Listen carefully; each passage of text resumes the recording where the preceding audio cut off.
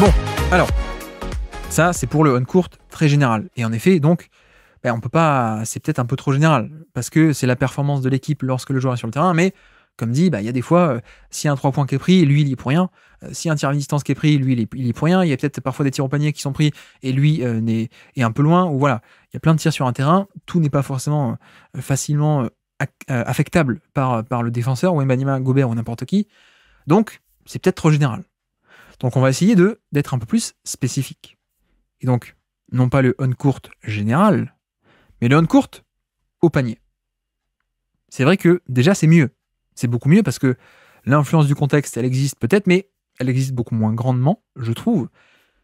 Et surtout, c'est un peu la zone de prédilection de Wembanyama, de Gobert et en général des pivots défensifs. Donc, regardons non pas le on-court de demi-terrain, de général, mais d'efficacité au panier. Et donc, Wembanyama, lorsqu'il est sur le terrain, les adversaires en moyenne en 2024 shootaient au panier à 64%. Le chiffre, encore une fois, on ne sait pas à quoi ça correspond, c'est normal, mais c'est dans le 74e centile. C'est mieux que 74% des pivots NBA en 2024. Gobert, lui, quand il est sur le terrain, l'efficacité autorisée au panier, c'est dans le 96e centile. Donc, et je crois d'ailleurs meilleur de NBA, si on enlève un peu les temps de jeu anecdotiques. Brook Lopez, 80e centile. Donc, déjà, on est sur une zone plus spécifique qui est la spécialisation, la zone spécifique des protecteurs de cercle. Wemby, Gobert, Lopez. Wemby, 74e centile. Lopez, 80e centile. Gobert, 96e. Et je mets un peu de côté tout ce qui est Anthony Davis, Draymond Green et Bam Adebayo parce qu'ils ont des profils très polyvalents et donc c'est des schémas très différents. Et plus que des vrais protecteurs de panier traditionnels, finalement, c'est des joueurs qui sont amenés à être dans le périmètre, loin du panier. Donc les chiffres, finalement, voilà, les chiffres, on peut pas trop les prendre comme vraie valeur. Le chiffre existe, il y a un chiffre qui existe, par exemple, Davis c'est 66%, mais est-ce que ça dit la valeur d'Anthony Davis ?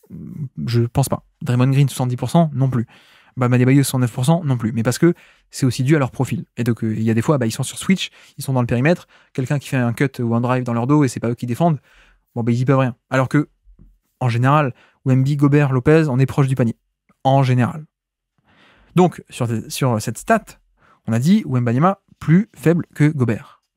Wembanyama, 74e centile, Gobert, 96e.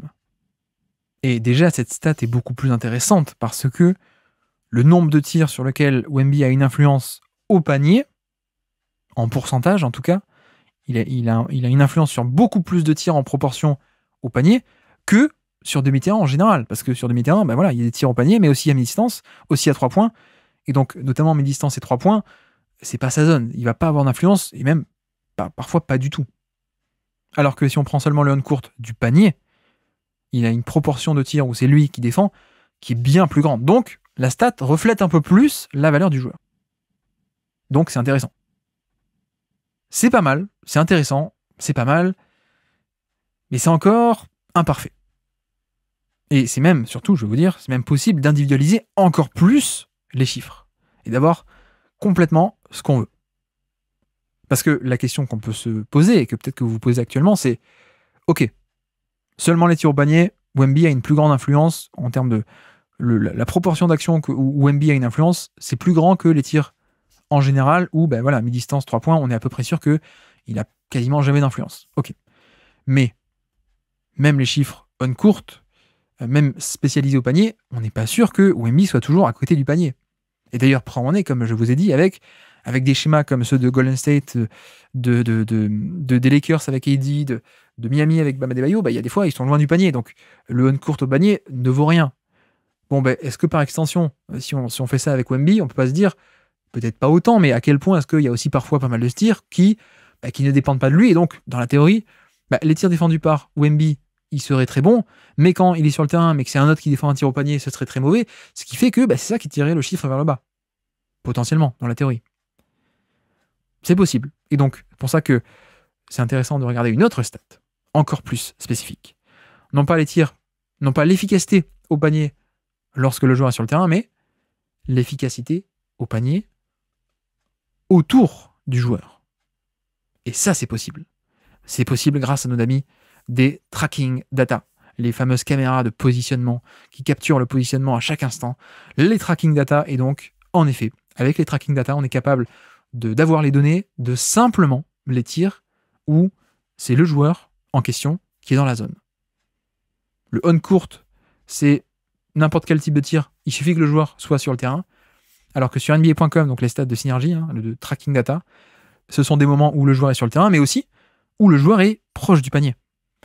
Et ça, c'est quand même idéal, c'est le plus intéressant, c'est même le seul truc intéressant, à mon sens. Et là-dessus, pam, pam, pam, pam, à moins de 6 pieds du panier, Wembanyama, moins 11%, c'est-à-dire qu'il inflige une perte d'efficacité aux adversaires comparé à la moyenne, comparé aux autres fois où il tire face à tout autre type de défenseur. Il inflige une perte de 11% d'efficacité au panier à ses adversaires directs relativement à d'autres fois. Donc, j'espère que j'ai été clair. Je trouve que non, donc je vais reformuler. Luka Doncic se présente face à Wembanyama. Imaginez Luka Doncic, tout le monde, pas un joueur spécifiquement, mais tous les joueurs NBA. Face à Wembanyama, il shoot 11% moins bien que face aux autres pivots NBA en moyenne. Et autant vous dire que le chiffre en soi, pareil, on s'en fiche un peu, on ne connaît pas l'échelle des valeurs, on ne sait pas. Moi, vous me le dites, je ne connais pas non plus. Mais c'est là où on s'amuse un peu à filtrer, donc qu'est-ce que ça représente ? Le chiffre est intéressant, non pas sur sa valeur brute, mais qu'est-ce qu'il représente ?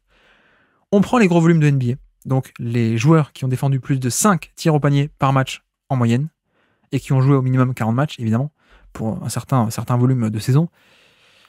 Wembanyama est 7e de NBA sur 50 joueurs NBA avec un gros volume de tirs défendus au cercle. Donc, sur les tirs à moins de 6 pieds du panier, minimum 5 tirs défendus par match à 6 pieds du panier ou moins, Wembanyama inflige une perte de 11%. C'est la 7e plus grosse perte d'efficacité de NBA en 2024. Là-dessus, Rudy Gobert est premier à moins 14%. C'est un score, quand on connaît un peu l'échelle des valeurs du coup, c'est un score un peu dingue. 14%. Moins 14%, parfois les premiers de NBA sont à moins 12, moins 13.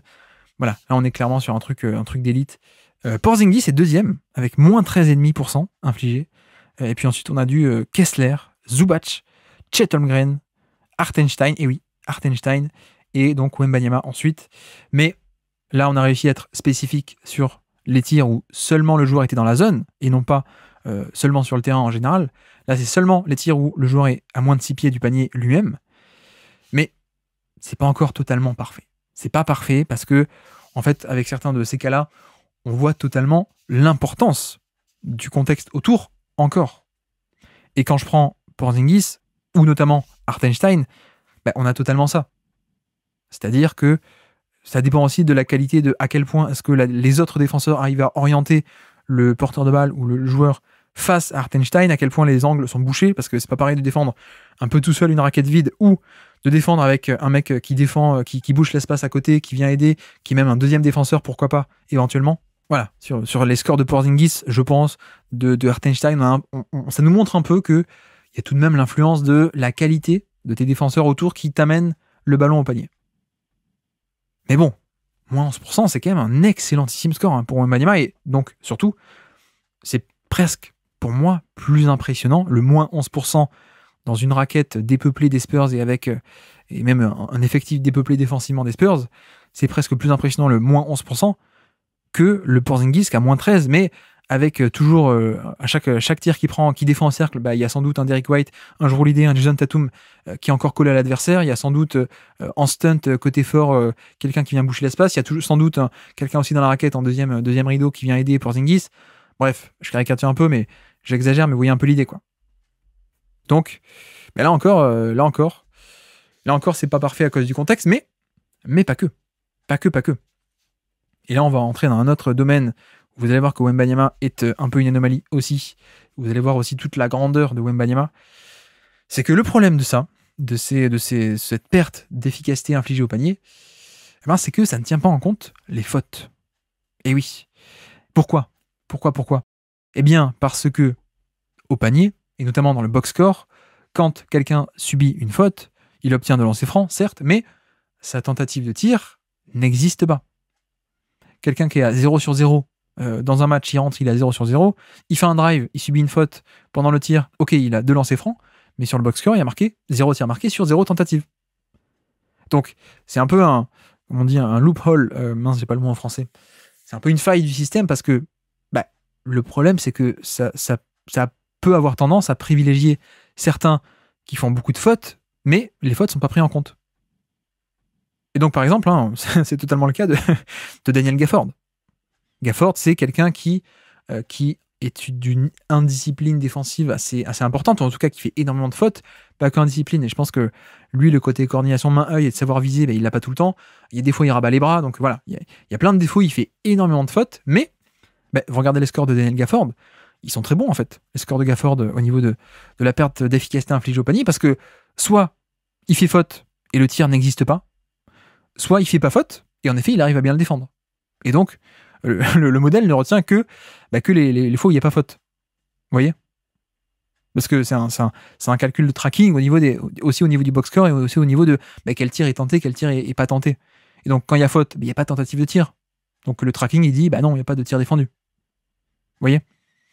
Donc même ça, la stat est un peu imparfaite. Et le truc, c'est qu'avec Wembanyama, puisqu'on aborde un peu le problème des fautes, certes, la stat est imparfaite par rapport aux fautes, mais rassurez-vous, c'est pas le cas de Wembanyama. C'est pas du tout le cas de Wembanyama. Et notamment, c'est une des grandes forces de son profil, c'est que quand on regarde sa présence sur le terrain, le on-off, donc pour le coup, le on-off, mais spécifiquement au lancer franc, on est à -5. -5 de lancer franc par 100 possessions concédées lorsqu'il est sur le terrain versus quand il n'y est pas. C'est dans le 96e centile. Donc, niveau différentiel avec et sans, on voit que quand Wembanyama défend, certes, il autorise une petite efficacité au panier, mais en plus, très peu de fautes. Donc, c'est pas un effet Gafford. C'est pas le théorème Gafford que j'ai théorisé. C'est pas j'ai un bon score, mais je fais aussi beaucoup de fautes qui ne sont pas pris en compte dans le modèle. Non. Wembanyama, il a un top on-off au niveau spécifiquement le on-off des fautes, des lancers francs concédés, plutôt, 96e centile, et même au niveau du on-court, donc simplement, non pas le différentiel, mais quand il est sur le terrain, 93e centile. 93e centile. Donc, lorsqu'il est sur le terrain, les Spurs ne font pas faute. Et pourtant, on a dit, en même temps, ils défendent aussi pas mal le panier. 75e centile en termes d'efficacité concédée au panier. Donc, voilà, quand on recoupe un peu les deux infos, on voit qu'on a affaire à quelqu'un qui a un volume et une protection du panier extrêmement impactante, et en plus, sans faire de faute. Ce qui n'est pas le cas du tout de plein de pivots. Vraiment pas. Autre stat d'ailleurs, si vous voulez un peu parler de faute, il a un pourcentage de faute à 2,8. 2,8%. Bon, c'est pas une stat très intéressante, le foul percentage. Ça dépend encore une fois du contexte, parce que parfois, il y en a qui ont un pourcentage de faute très bas, mais parce qu'en fait, ils essayent pas. Les types Lou Williams et tout, c'est juste qu'ils font, ils font le toréador. Mais là où c'est intéressant pour moi, c'est que là, on a affaire à un contreur. Wembanyama, c'est un contreur. Donc, c'est d'autant plus intéressant de comparer le pourcentage de faute avec le pourcentage de bloc. Parce que là, on n'a pas affaire à un toréador. On a affaire à quelqu'un qui tente sa chance et qui prend des risques. Et qui pourtant, donc, 2,8% de fautes, c'est très peu.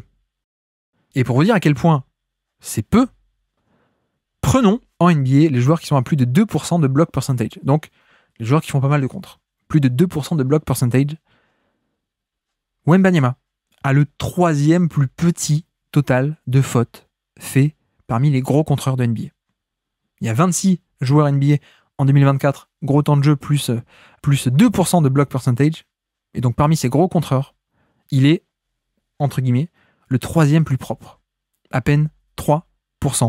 2,8% de fautes, c'est le 3e plus petit sur 26. Évidemment, parce qu'on ne théorise pas sur rien, on ne théorise pas sur du vent. Devinez qui est dernier. Devinez qui est dernier de cette catégorie. Eh bien, c'est notre ami Daniel Gafford. Daniel Gafford, 26e sur 26. Parmi les joueurs avec un gros block percentage, il a le 26e plus gros total sur 26 en termes de faute, de foul percentage. Donc voilà, ça c'était pour les joueurs à plus de 2% de block percentage. Si on augmente d'ailleurs le critère à plus de 3, donc les vraiment gros contreurs, plus de 3% de block percentage, Wembanyama est carrément le 2e plus propre sur 11 gros contreurs. Donc on a vraiment affaire à quelqu'un qui est extrêmement propre. Et même, pour vous dire, ça va plus loin que ça. Il y a un côté vraiment, là on part vraiment sur ce que je vous expliquais tout à l'heure, le côté coordination main-œil, et donc faire de bonnes actions et pas juste être grand. Gafford, il y a aussi un côté où il est grand, il tente beaucoup sa chance, mais il y a beaucoup de déchets. Wembanyama, c'est pas ça du tout. Parmi les gros contreurs, il a un des plus petits foul percentage de toute la NBA.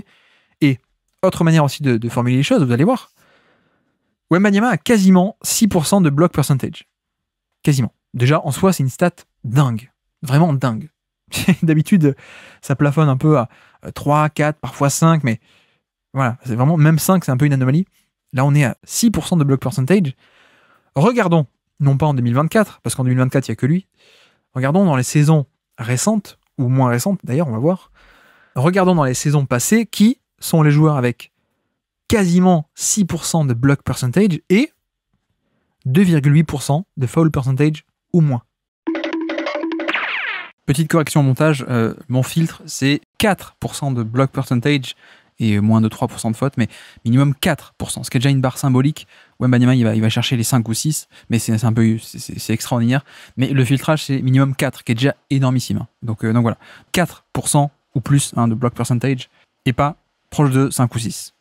Donc qui, en français, qui fait énormément de contres, tout en étant aussi peu, comment on dit, français, commetteur de fautes, non, faisant aussi peu de fautes. Eh bien, depuis 10 ans, il y a 2 joueurs dans la base de données. Ces 2 joueurs sont Anthony Davis en 2015 et Tim Duncan en 2013, évidemment. évidemment, Tim Duncan, puisque Spurs, puisque protection de panier d'élite, évidemment Tim Duncan. Et puis Davis, c'est vrai que Davis, il a aussi ce truc, Davis. Et je pense qu'il y a un peu une similarité. C'est là où c'est marrant, parce que quand on voit les stats, on arrive un peu à lire aussi des choses. Là, il y a un truc qui saute aux yeux. C'est que les profils de Wembanyama, de Anthony Davis et aussi de Mobley, qui est comme ça. Mobley aussi, il fait très peu de fautes par rapport au nombre de contres qu'il fait. Mais ce sont des profils, je ne sais pas si vous voyez un peu la similarité, c'est l'agilité en fait. L'agilité et le côté très fin. Et finalement, il y a un aspect avec ces joueurs qui est que c'est pas des gros bourrins. Non seulement, déjà, ils sont élites, évidemment, sur la coordination main-œil et sur plein de qualités de contre. Évidemment, Mobley, AD et Wembanyama, c'est peut-être 3 des meilleurs prospects défensifs depuis 15 ans.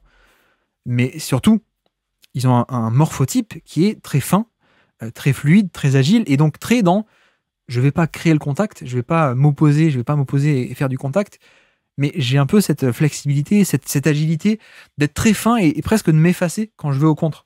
Et c'est en un sens, c'est beaucoup de longueur avec Wembanyama, avec AD et avec Mobley. C'est pas le rock qui va bousculer ou qui va tenir son territoire. Il y a des fois on peut me rentrer un peu dedans, mais en fait je suis long, je suis grand et j'ai aussi cette agilité pour passer autour sans faire faute ou voilà ce genre de situation. Donc voilà, il y a pas de hasard. Un peu cet aspect de scouting se retrouve aussi un peu même pas qu'un peu, totalement dans les stats, je trouve.